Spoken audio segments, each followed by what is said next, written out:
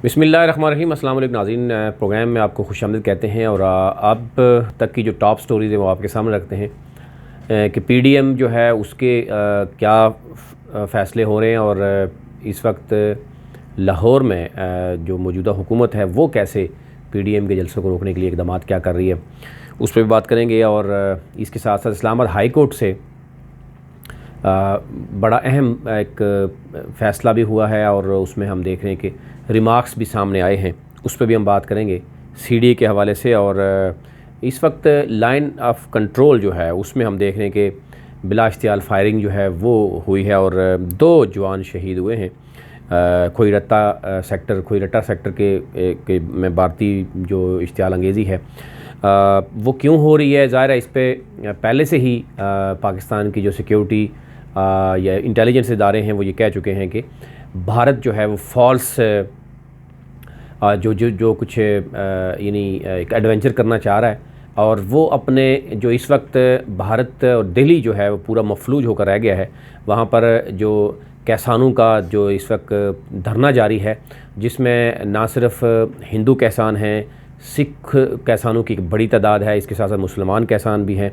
और साथ साथ कॉर्पोरेट सेक्टर भी उनमें इन्वॉल्व हो गया है, बैंकिंग सेक्टर्स हैं और इस तरह की बड़ी मैन्युफैक्चरिंग जो कंपनीज़ हैं वो भी उनके साथ इस वक्त शामिल हैं।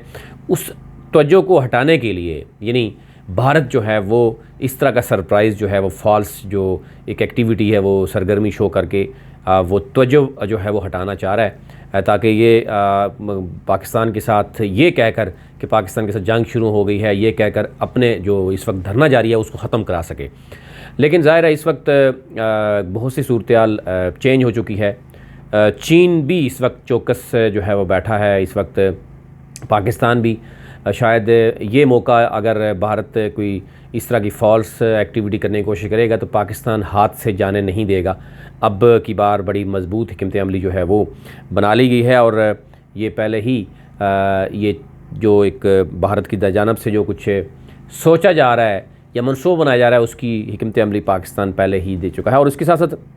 हम बात करें भारत की तरफ से जो जाली ख़बरों के ज़रिए पाकिस्तान को बदनाम करने की कोशिश की जा रही है और आलमी बरादरी को गुमराह करने की जो ख़बरें हैं उसमें भारत अगेन बहुत बुरा पकड़ा गया है। उसमें इंकशाफ हुआ है कि किस तरीके से चंद भारतीय जो वेबसाइट्स हैं जो न्यूज़ बाकायदा तौर पर मौजूद हैं वो उस पर किस तरीके से फ़ेक सहाफ़ियों के और कुछ एम्बेसडर के जो नाम और ज़ाहिर करके जब उनसे चेक किया गया तो वो ऐसा कुछ नहीं था। उससे ये यूरोपीय यूनियन तक जो है वो वहाँ की जो वेबसाइट्स हैं वो वहाँ से कॉपी करती हैं और इस तरीके से एक झूठा और प्रोपेगेंडा वो किया जाता है। और इस वक्त भारत जो है उसमें भी बुरी तरह फंस गया है, वो भी आपके सामने रखते हैं। इसके साथ साथ जो सुप्रीम कोर्ट ने जो जस्टिस फायज़ ईसा केस में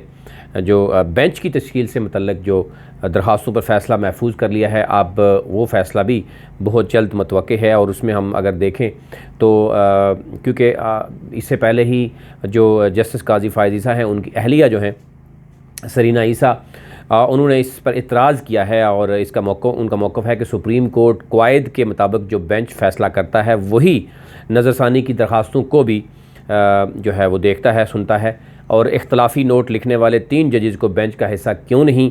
बनाया गया। वाज़ेह रहे कि अक्सरीती जो फ़ैसला सुनाने वाले 7 जजेज़ में से 1 जज जस्टिस फैसल अरब रिटायर्ड हो चुके हैं, बाकी जो 6 हैं तो इस पर दरख्वास्त भी पहले दी गई है और एतराज़ पहले भी मौजूद था। फिर इसके साथ साथ हम अगर बात करें तो अदालत ने जो सदर हैं अदालत ने सदर सुप्रीम कोर्ट बार लतीफ़ अफरीदी से 1 हफ़्ते में तहरीरी दलाइल जो हैं वो भी मांग लिए हैं और जस्टिस काजी फायज़ ईसा समेत दीगर दरख्वास्तें गुज़ारों ने भी 6 रुकनी बेंच पर एतराज़ किया है। अब सदर सुप्रीम कोर्ट बार का कहना है कि नज़रसानी दरख्वास्तों पर फ़ैसला जो है वो करने वाला 10 रुकनी फुल बेंच कोर्ट ही समाअत कर सकता है, जिस पर हमने देखा कि अब देखा जा रहा है इसको इससे पहले जितने भी फ़ैसले हों उसको भी देखा जा रहा है। जस्टिस उमर बंदयाल ने रिमार्क्स दिए कि गुज़िश्ता समाअत में जुल्फ़िकार अली भुट्टो केस के हवाला दिया गया था। जस्टिस दुराब पटेल फ़ैसले का पैराग्राफ 27 पढ़ें और उसमें उन्होंने कहा कि नज़रसानी केस में जस्टिस दोराब पटेल ने बेंच इतराज़ात के हवाले से राय देने से गुरेज़ किया था। तो ये नहीं, ये एक उन्होंने पुरानी एग्जाम्पल जो है वो बताई। जस्टिस मुनीर अख्तर ने कहा कि हम किसी ख़ास केस पर नहीं बल्कि उसूल पर बात कर रहे हैं। अगर जज शामिल होना ज़रूरी है तो तमाम केसेस में ज़रूरी होना चाहिए, किसी एक केस में नहीं होना चाहिए। लेकिन इससे पहले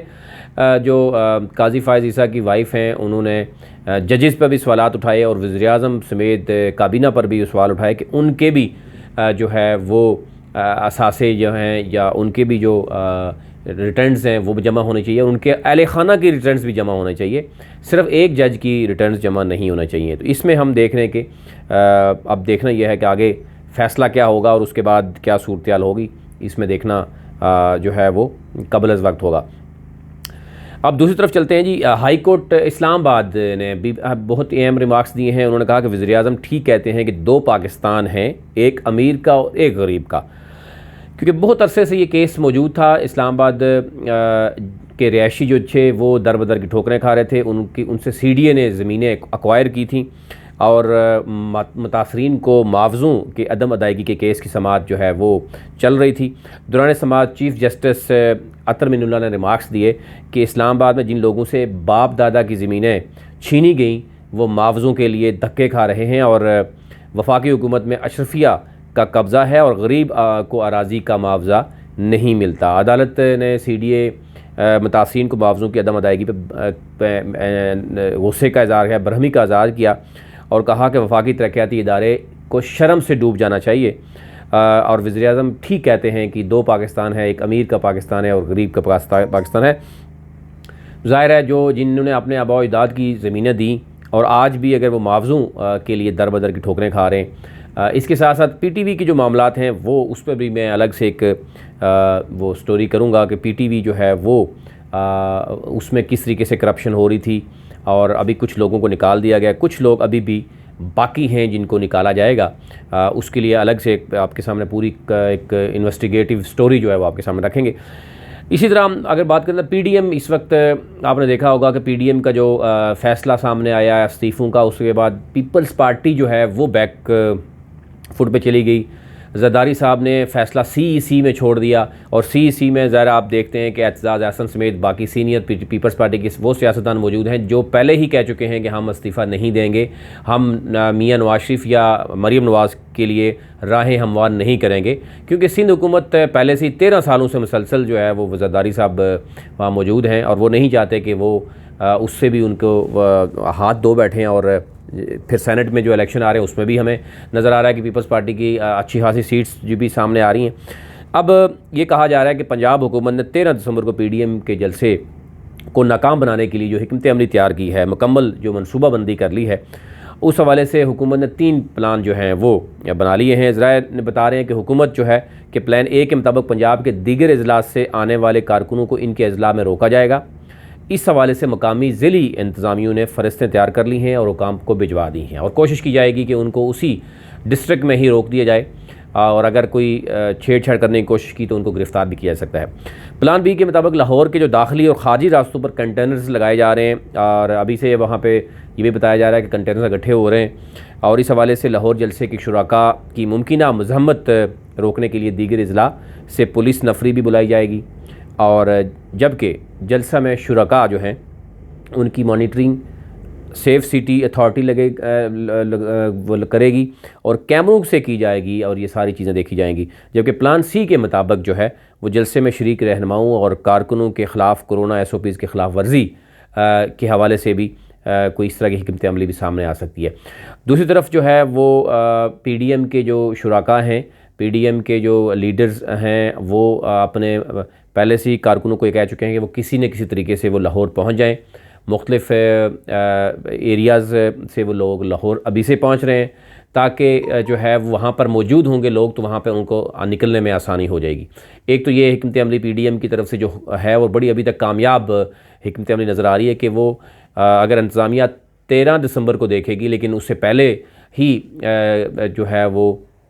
कई हज़ार लोग अगर पहले ही लाहौर में इंटर हो जाते हैं और अपने वहाँ पर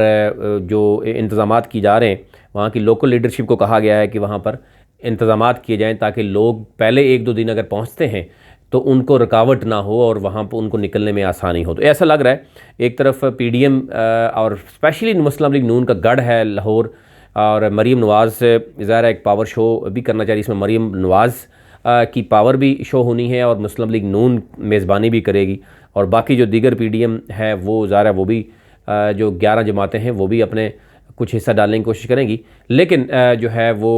अब देखना यह है कि किस हद तक क्राउड जो है वहाँ पर इकट्ठा होगा, क्योंकि मीनार पाकिस्तान जो है वो एक सिंबॉलिक है। 2011 में इमरान खान ने वहाँ से शुरू किया था और उसके बाद आपने देखा होगा जोग द जोग लोग शामिल हुए थे। यही सूरत हाल इस वक्त मुस्लिम लीग नून भी चाहती है कि हम एक बड़ा क्राउड इकट्ठा करें और आवाम को दिखाएं, इस्टेब्लिशमेंट को दिखाएं, हुकूमत को दिखाएं कि जनाब इतनी पावर हमारे पास है। और क्योंकि अब कोविड भी उरूज पे है और ये कहा जा रहा है कि ये एक बड़ी पावर शो करने के बाद कुछ खामोशी नज़र आएगी जनवरी के एंड तक, क्योंकि जो कहा जा रहा है कि लॉन्ग मार्च होगी उस वक्त तक ये एक बड़ा पावर शो जो है वो शो भी करना चाह रहे हैं। अभी तक लिए इतना ही। आप